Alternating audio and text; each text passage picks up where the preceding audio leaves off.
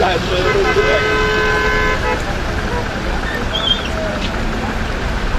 është kaosi në rrugët e Çajirit që njëkohësisht njihet si një ndër vendet më të frekuentuara në kryeqytet.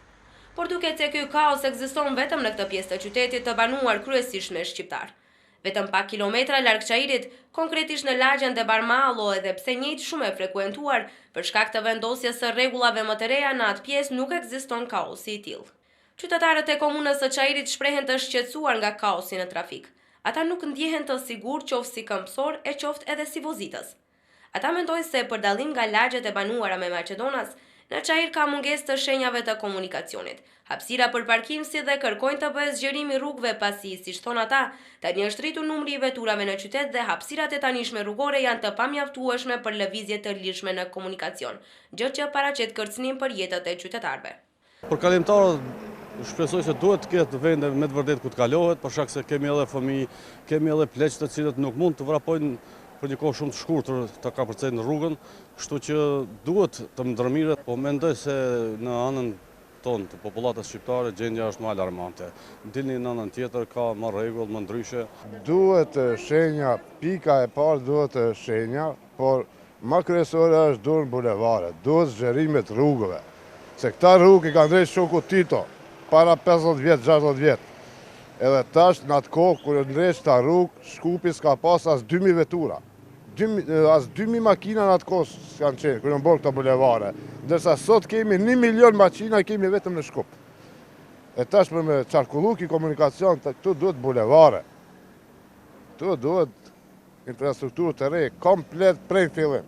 Mendoj se nuk janë në pyetje shenjat.